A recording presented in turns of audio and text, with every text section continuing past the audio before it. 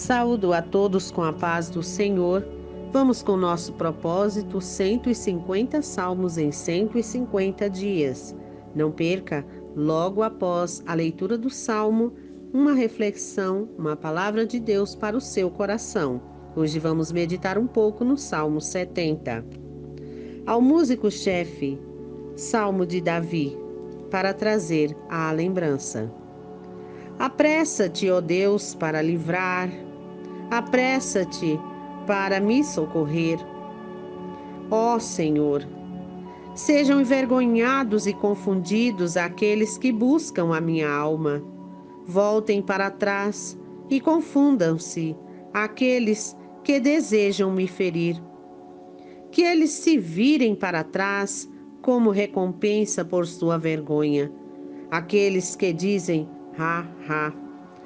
Que todos aqueles que te buscam se regozijem e fiquem felizes em ti, e aqueles que amam a tua salvação digam continuamente, magnificado seja Deus. Mas eu sou pobre e necessitado, apressa-te a mim. Ó Deus, tu és o meu socorro e o meu libertador. Ó Senhor, não te demores. Glória a Deus. Esse salmo é um clamor do necessitado. É um salmo considerado a oração dos desesperados. Um salmo de Davi. Ele é o clamor de um necessitado, é uma petição por auxílio divino que tem uma urgência na sua causa. É um salmo de lamentação, um apelo urgente pela intervenção divina, pelos seus inimigos que lhe perseguem, que zombam, que desejam-lhe o mal. Ele sofre calúnias, perseguições. Ele expressa a angústia humana diante da espera, pois chegou ao desespero. Assim como o salmo anterior, Salmo 69, ele clama desesperadamente por socorro, porque ele estava enterrado num lamaçal de dificuldades. Aqui ele continua clamando. Mas nós precisamos entender uma coisa: o tempo de Deus não é o nosso. Deus não é limitado, nós é que somos limitados. Por isso, às vezes, nos bate um desespero quando clamamos, oramos e não vemos a resposta. Nós vimos aqui o exemplo de Davi, que antes havia vencido o gigante Golias. Ele venceu nas suas batalhas os filisteus, uma nação. Ele que conseguiu estabilizar Israel, a cidade de Jerusalém. Ele que conseguiu ter um reinado onde ele primeiro começou livrando, antes de ser rei, no reinado de Saul. Foi visto ali com as suas proezas e por isso foi aclamado rei. Mas ele, depois perseguido por Saul, por inveja, por ver como Deus era na vida dele e que sucessivamente ele iria chegar ao trono no seu lugar. Depois ele foi perseguido também por seu filho Absalão, que ameaçou seu reino. E ele poderia mandar matá-lo, mas ele fugiu, deixando Deus pelejar por ele.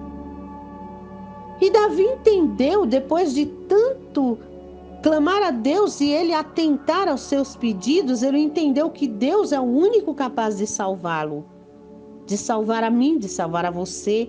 Deus é um Deus de salvação, tanto que ele depositou sua total confiança no Senhor. Problemas são assim na nossa vida também. Virão um problema, depois outro, e depois outro, e depois outro. Jesus disse: no mundo tereis aflições. mas tem de bom ânimo, eu venci. Então, se ele venceu, vencemos também, porque Deus é grande, Deus é poderoso. Então Davi, ele faz nesse primeiro verso: apressa-te, ó Deus, para me livrar, apressa-te para me socorrer, ó Senhor.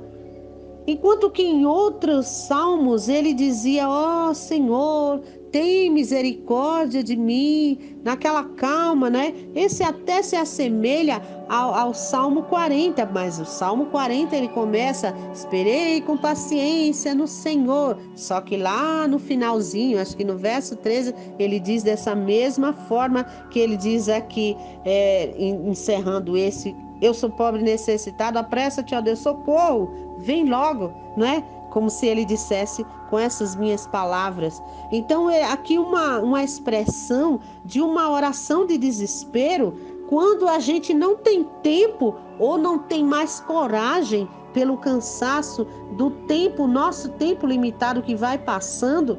A gente já não tem mais aquele palavreado bonito que rodeia para chegar até a Deus, para que Ele nos ouça, e o clamor é de desespero: apressa-te, ó Deus, para me livrar, apressa-te para me socorrer. É um pedido desesperador, mas ele diz ainda: sejam envergonhados e confundidos aqueles que buscam a minha alma. Ele começa novamente a apresentar os seus inimigos, ele perseguido. Muitas vezes nós não sabemos aqui em que situação ele estava aqui, mas nós sabemos que ele estava afligido. Como muitos dos salmos, ele está desesperado. E aqui ele diz que todos aqueles que te buscam, no verso 4, se regozijem e fiquem felizes em ti, e aqueles que amam a tua salvação digam continuamente: magnificado seja Deus. Né? Então ele pede que os seus malfeitores, aqueles que dizem assim: bem feito, porque se regozijam na sua derrota, na sua tristeza, no seu desespero, ou talvez até na sua enfermidade, porque nós já citamos nos salmos passados sobre Jó, né? Quando seus amigos chegavam para ele e diziam: olha, se há algum pecado, confessa. Muitas vezes nós somos acusados assim também. Mas nesse desespero, hoje nós estamos passando por um momento de pandemia, né? Num momento de desespero, momento de clamores, de pânicos, de medos. Né? A situação que nós estamos vivendo é muito complicada. Então, a Bíblia diz que nós devemos orar sem cessar, né? Nós devemos orar clamando a Deus por socorro, seja qual for a situação. Devemos clamar a Deus por livramento, devemos clamar a Deus sempre, mas como Davi, reconhecer a dependência, a nossa submissão, nós reconhecermos a soberania de Deus, que Ele tem todo o poder, mas que Ele está sempre com as mãos estendidas sobre nós. A Bíblia diz que aquele que o buscar de todo o coração o achará, então Ele está à nossa disposição. Em relação ao tempo desse desespero, quantas vezes nós achamos que já está tudo perdido, que não vai dar mais tempo. Deus socorre, porque agora só o milagre de Deus. E eu acho engraçado uma circunstância que eu já ouvi várias vezes, quando alguém está numa UTI, desenganado pelos médicos, e alguém diz assim: só Deus. A situação dele agora ou dela, só Deus. Aí uma pessoa falava, quando estava com alguém nas últimas já, na UTI, em uma situação aos olhos humanos irreversível, o médico falara: ali agora está na mão de Deus, só Deus. Era para ser um motivo de festa, de regozijo, porque está nas mãos do Todo-Poderoso, está no melhor lugar onde poderia estar, nas mãos de Deus. E a gente recebe essa notícia como um ato de desespero, como uma coisa sem solução, mas ainda assim aguardando por um milagre. Eu quero lembrar na questão do tempo, quando Lázaro, as irmãs dele mandaram correndo porque ele foi atacado de súbito por uma enfermidade, e que aos olhos delas, se Jesus não chegasse ali correndo, ele ia morrer. E mandou mensageiro, mas Jesus estava um pouco longe, talvez caminho de 1 ou 2 dias, 2 dias eu acredito. E Jesus, quando recebeu a notícia, alguém disse: olha, Jesus, Lázaro, teu amigo, está enfermo. E ele disse: essa enfermidade não é para a morte. Mas Lázaro morreu, né? Porque Jesus demorou a chegar. E a Bíblia diz lá em João que quando ele chegou já havia 4 dias. Lázaro já cheirava mal. E as irmãs de Lázaro, em desespero, já haviam-no sepultado. E disse: Jesus, se tu estivesse aqui, meu irmão não teria morrido. E Jesus disse: Marta, o teu irmão há de ressuscitar. E ela disse: eu sei, Senhor, no último dia ele vai ressuscitar. Mas Jesus ainda disse: se creres, verás a glória de Deus. E mostraram-lhe, ele disse: onde está? E levaram-no até o túmulo de Lázaro. E ali houve uma ação. Ele poderia simplesmente dizer: Lázaro, sai para fora. A pedra voava para longe, as ataduras saltavam, mas ele disse: tirai a pedra. E a pedra que estava ali era a pedra da incredulidade. Muitas vezes nós deixamos de receber algo de Deus pela nossa incredulidade. Nós nos focamos no nosso desespero, focamos no problema, focamos na enfermidade, focamos no medo de que venha algo nos assolar, no pavor, no terror, e esquecemos que Deus é o dono da vida, que Deus está no controle de tudo, que todo o poder está em suas mãos. Aos olhos de Marta, aos olhos de Maria, aos olhos daqueles que observavam, por que 4 dias? E eu ouvi uma explicação sobre isso. Naquela época, até 3 dias ainda era aceitável que o defunto desse sinal de vida. E eu já ouvi isso antes, que antigamente muitas pessoas foram enterradas vivas e morriam, contorciam-se no caixão, porque eram enterrados. Havia alguns sintomas de morto, mas não estava realmente morto. Depois de algum tempo tornava a animação, a vida. Então era necessário esperar o tempo para ver se realmente tinha morrido, para poder colocá-lo no túmulo. Então Jesus chegou aos olhos da humanidade, aos olhos de quem estava lá, aos olhos humanos. Já não dava mais tempo, já estava tudo perdido, já estava sem solução, não tem mais jeito. Se tu tivesse chegado antes, poderia ser, mas eles estavam falando com quem? Deus não é limitado.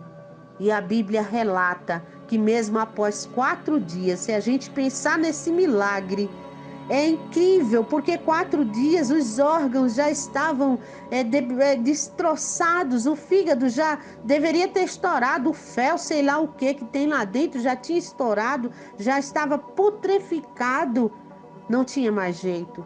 Mas Jesus, com palavras, ele disse: Lázaro, sai para fora.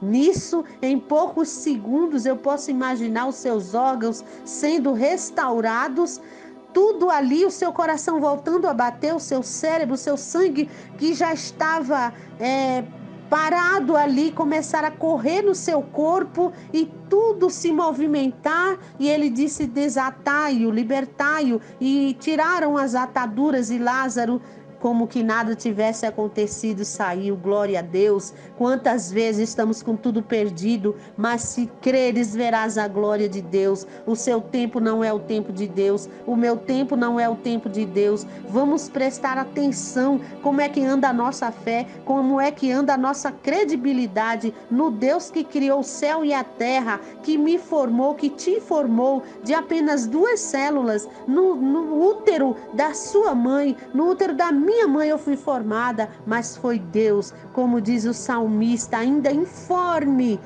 Ele já me conhecia, ele teceu, ele entreteceu as minhas células, os meus tendões, a minha pele, tudo foi formada por ele. Então, Deus está no controle de tudo. Mas quando ele disse: eu sou pobre e necessitado, ele reconheceu que ainda assim, tendo ganhado muitas guerras, tendo conseguido tantas coisas, foi Deus quem conseguiu tudo por ele. Foi através da força de Deus que ele conseguiu todas as suas vitórias. Então vamos reconhecer isso e vamos reavivar a nossa fé, a nossa confiança em Deus, para que, como diz o verso 4, todos aqueles que te buscam se regozijem em ti e fiquem felizes em ti. Vamos nos alegrar no Senhor, no Deus da nossa salvação, porque ele é fiel e justo para resolver as nossas causas, para nos socorrer, para nos dar a vitória em todo e qualquer problema, em todo e qualquer tempo.